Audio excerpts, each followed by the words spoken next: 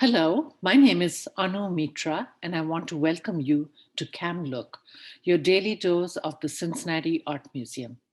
Each weekday, a staff member or volunteer will be sharing an object from the permanent collection and posing questions for discussion. Please check back at 10 a.m. every day for a new work and a new conversation. Today's artist is Shilpa Gupta, and we will be talking about 100 hand-drawn maps of India, which she made in 2017. Shilpa Gupta was born in Mumbai in 1976 and lives and works there. She studied at the JJ School of Arts, also in Mumbai, and received a BFA in sculpture in 1997. Gupta's trajectory as an artist is entangled with India's complex process of globalization in the 20th and 21st century. A country that is committed to a liberalization of its economy and culture, and yet fearful of change at the very same time. In describing her conceptual work, Gupta said, "I am interested in perception and therefore with how definitions get stretched or trespassed." Gupta's practice crosses disciplines and media to include interactive videos, websites, objects, photographs, sound, and public performances. No concept is too daunting for her, and she examines themes such as desire, religion, tradition, gender, global capitalism, social injustice, security, borders, and power. In other words, Gupta is actively involved with the political and cultural world around her.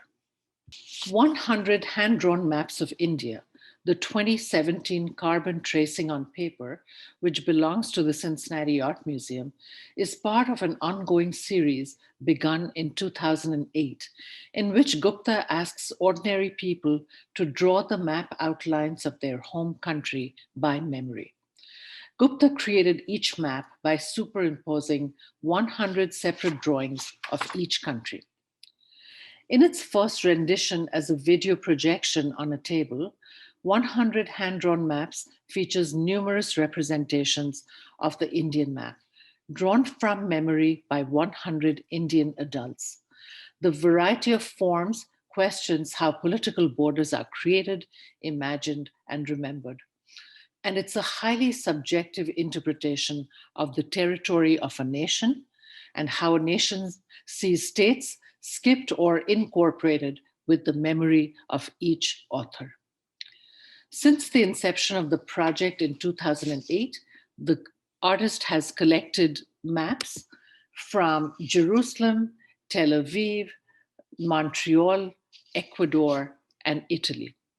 At each instance, the participant is invited to draw a map of his or her country, and using carbon paper, the maps are traced and layered upon each other. Recently, while collecting maps from Gwangju, Seoul, Gupta noticed that most participants drew North and South Korea as one country. Shown along with other maps at the Gwangju Biennale in 2018, curator Gridhitya Gaviwong wrote in the Biennale catalog, quote, "This project is relevant to Korea's contemporary history, particularly the recent meeting between the North and South Korean leaders in the demilitarized zone and their preparations toward negotiating future unification. This participatory work will be able to show us how contemporary artistic practice can play an important role as the visual representation of the citizen and as a collective national imagination." Audience participation is an important strategy for Gupta. Just as 100 people are recruited to hand draw maps of their country, so too in other works, participatory engagement is required for her conceptual vision to be successful. There is no explosive in here. Street Series 2007 requires participants to walk around London with a suitcase on which these words are printed in bold. Likewise, her work Threat in its first rendition, used a shipping container sitting on a side street in Copenhagen, filled with a bar of soap with the word threat inscribed on it. As passers-by each took a bar of soap away, the work opened up conversations surrounding the migration into Europe of individuals from the Middle East and North Africa. Commenting on this group exercise, Gupta said that she was interested in how various subjectivities alter the way we make meaning, and the idea of distance, physical, geographical, or imaginary, that appears as a flashpoint in her work. Other South Asian artists in Cam's collection also speak to the themes of home and identity, of being exiled and perpetually in search of meaning. Zarina in The Dividing Line, 2001, evokes the borders of India and Pakistan and the trauma of partition that it evokes.